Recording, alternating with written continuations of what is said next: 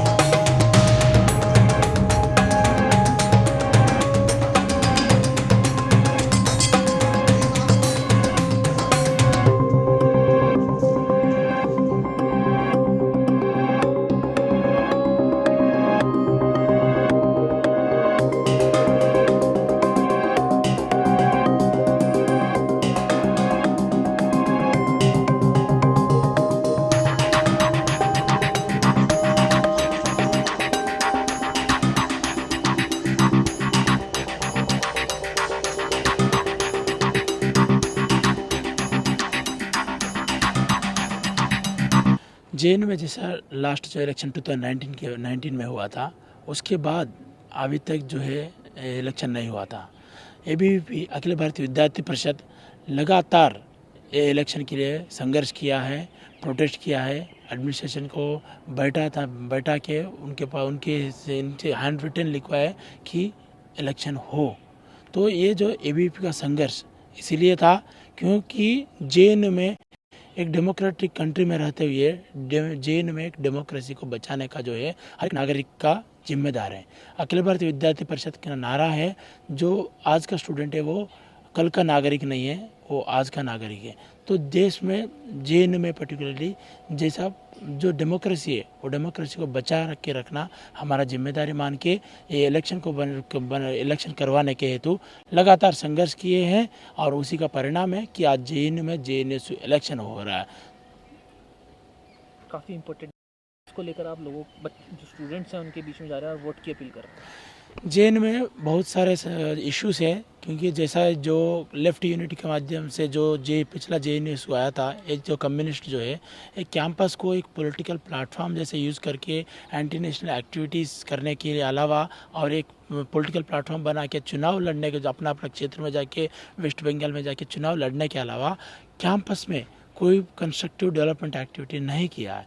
ये कैंपस में आज जो है सिक्योरिटी इश्यूज़ है, हॉस्टल में रहने का जो हॉस्टल फैसिलिटीज़ का इश्यूज़ है, हाँ पढ़ने का जो लाइब्रेरी का इश्यूज़, रीडिंग रूम्स का इश्यूज़, ऐसे फेलोशिप का इश्यूज़, ऐसे लगातार बहुत अनेक इश्यूज़ हैं।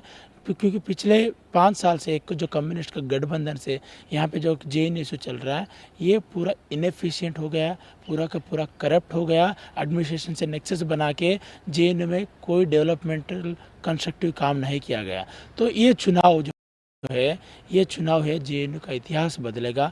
जेएनयू का जो स्टूडेंट्स है, हाँ उनका पूरा जो प्रॉब्लम्स को, जो इश्यूज़ को रिजॉल्व करने के लिए एक मौका है। पूरे फिर से जो ऑलरेडी 5 साल से हम ये जो कम्युनिस्ट का ये लेफ्ट यूनिटी का जो गठबंधन बन के जो लेफ्ट जेएनयू से चला रहे हैं, इनका काम 5 साल देखे हैं। इस बार जेएनयू का स्टूडेंट्स, जेएनयू का हर एक कॉमन स्टूडेंट जो है, हर एक स्टूडेंट जो है चाहता है कि बदलाव आए कैंपस में, चाहते कि एबीवीपी आए कैंपस में। वो पुराना जैसे एबीवीपी जब आया कैंपस में, जब 1996 में जब एबीवीपी आया तो कैंपस में रोड्स लेके आया था। 2000 में जब एबीवीपी आया तो कैंपस में जो है रेलवे रिजर्वेशन काउंटर लेके आया, जीएस कैश लेके आया। 2016 में जॉइंट सेक्रेटरी एक जीता एबीवीपी तरफ से, तो कैंपस में ई रिक्शा चालू हो गया और शटल बसेस का with in campus bus services शुरू हो गया। आज जो चंद्रभागा हॉस्टल के आगे जो खड़ा हुआ है बाराक हॉस्टल भी अखिल भारतीय विद्यार्थी परिषद के संघर्ष के की वजह से आया है कैंपस में। तो पूरा कैंपस आज बदलाव चाहता है, अखिल भारतीय विद्यार्थी परिषद को जेएनयू के रूप में चाहता है।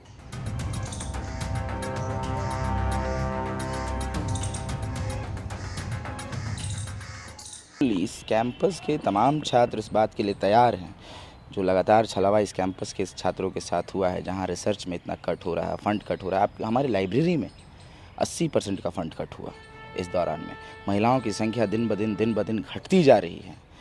तो आप देख रहे हैं, और कोविड के समय, जब कोविड था उसके बाद जब सारे बाज़ार खुल चुके थे, लाजपत नगर, नेहरू पैलेस, जितने कमर्शियल मार्केट थे सारे खुल चुके थे, लेकिन कैंपस नहीं खोला जा रहा था। उस समय हम लोगों का संघर्ष था, हमारी संघर्ष थी कि हम कैंपस को खुलवाते हैं, हमारी संघर्ष थी कि हम क्लासरूम को चलवाते हैं, लोग आए। जितने हाशिए पर के लोग हैं जिनके पास बहुत सारी सुविधाएँ नहीं थी, न फ़ोन की, न टैबलेट की, न लैपटॉप की, और एजुकेशन जो है वो क्लासरूम की चीज़ है, क्लासरूम एजुकेशन एक इम्पॉर्टेंस रखता है। तो उसकी एक लड़ाई इस कैंपस में लड़ी गई इस कोविड के बाद, और लोग आए कैंपस में।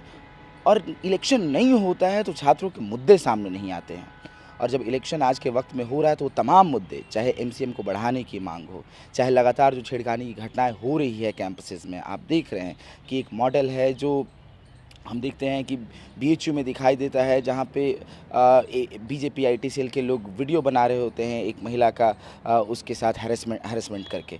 तो ये मॉडल वो यहाँ भी लाना चाह रहे हैं। तो इसके खिलाफ एक लड़ाई इस कैंपस को मतलब होने जा रही है, और इस चुनाव एक मैंडेट देगा इसके लिए। और इस चुनाव में ये भी है कि जितने हाशिए पर के लोग घटते जा रहे हैं धीरे धीरे, दलित, मुसलमान, माजलाइज जितने हैं वो दिन ब दिन घटते जा रहे हैं। इनकी पॉलिसी ऐसी है, national education policy, higher education की पॉलिसी इन्होंने ऐसी लाई है, लोन सिस्टम लेकर आए। तो इसके खिलाफ एक लड़ाई जो पुरजोर होने जा रही है, इस चुनाव से आगे जाएगी।